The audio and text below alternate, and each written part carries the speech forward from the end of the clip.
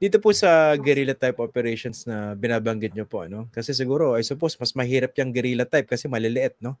So, kaya nga, understandably, you're appealing for help from local officials.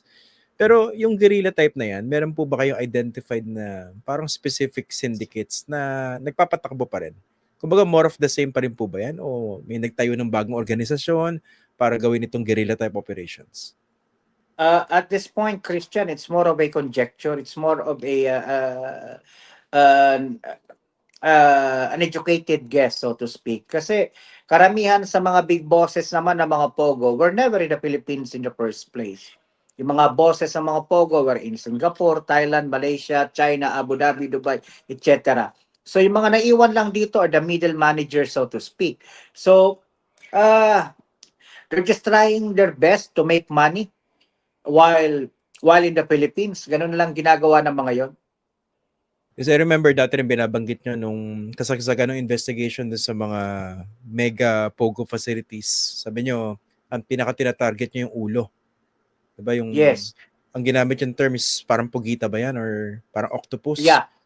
So, na-identify na po ba yung pinaka-ulo nitong mga operasyon na ito? I guess we're still looking at where the Quadcom investigation would go. Because bago natigil yung investigasyon ng Quadcom, papalapit na, nakikita namin, yung mga ebidensya, papalapit na dun sa ilang mga personalidad na maaaring may kinalaman sa pagpapatakbo ng Pogo. So kung itutuloy ng Quadcom yung investigasyon nila, sususugan naman namin. Kasi kami naman nakikipagtulungan sa Kongreso, both sa mababa at saka sa mataas na kapulungan at maging sa ibang ahensya.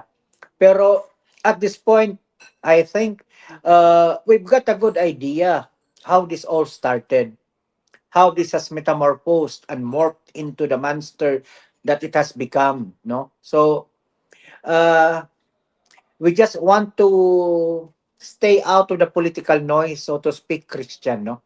Kasi medyo magkakaproblema kami kapag na-embroil kami doon sa political noise. We would like to concentrate on the law enforcement operations. Opo. Yung mga dating opisyal ng gobyerno na pinabayaang mamayagpag ng mga sindikato ng Pogo, if not, naging kasabwat pa, lahat po ba ito properly identified at nakasuhan na po ba lahat ito? Not all, Christian, not all. The Department of Justice is still ongoing, is still in its own current investigation, no? Case built up against possible individuals that were complicit in creating the mechanism, the structure that led to this Pogo phenomenon, ano? Kasi this did not happen overnight. Many legal procedures were set aside to justify, for example, the Pogos. So most likely, ang titinan natin dyan is yung mga regulators, Christian. We have to look at the regulators, no? Kasi nagkaroon ba ng kapabayaan ang mga regulators dito? Wala. Kung wala naman, well and good. But then again, for the benefit of the Filipino people, for the benefit of the tax-paying public, we have to conduct a thorough investigation of the regulators. Di ba? Magmula noong 2017 hanggang noong 2024. Lalo na noong 2017 kasi doon nagsimulang pumasok yung sandamakmak na mga pogo. Sabi nga ni Chairman Al, nakita nila yung ibang mga nag-apply ng mga pogo na nabigyan ng lisensya, kulang-kulang yung mga requirements pero binigyan ng permit para mag-operate ng previous officers ng regulator ng PAGCOR. No? So, we really have to take a look at this, anong tawag doon? Yung accountability. We have to make people accountable for what they did or what they failed to do, Christian. Totoo yan. Kasi hindi pwedeng ganun-ganun na lang yun dahil napakabigat po ng problemang iniwan nitong mga Pogo syndicates na ito. At hanggang ngayon nga, di ba? So, kayo mismo, you're at the front lines of these operations.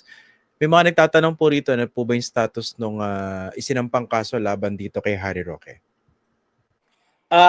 Hindi pa po tapos kasi wala pang resolusyon yung kaso nung Lucky South 99. Kapilang po dyan yung grupo nila Cassandra Leong hanggang kay Ginong Harry Roque. So, Wala pang resolusyon, inaantay lamang po natin yung resolusyon. Yung resolusyong nakuha natin ay yung ilang counts ng money laundering violations ni Alice Guo, no? So may resolution na po 'yon. So naakyat na po sa korte yung information. So tuloy-tuloy ang pagulong noon. Pero Lucky South 99 ongoing pa po. We're still waiting for the resolution. Po. May mga nagtatanong din, paano naman yung mga problemang nakadikit doon po sa online sabong? Tinututukan din po Ah, ba ito ng PAOK? Kami po ay wala kaming ongoing investigations in relation to online sabong. Ang meron ho kami ay mga ongoing investigation with regards to other forms of scamming and loan sharking.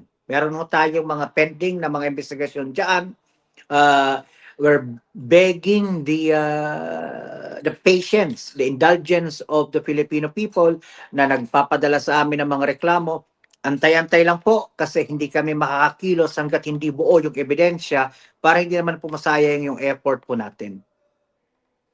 Okay. Sige po. Maraming salamat, Sir Winston Casio, for joining us tonight. Marami nagme-message dito na good to see you daw again. Glad that you're back. Na-miss daw nila kayo. Yan, katulad ni Emily Polo. Yan, welcome back. Yan. Maraming Thank salamat, you. sir, for joining us tonight. Happy New Thank Year you po for sa inyo. standing. Happy New Okay. Year to everyone.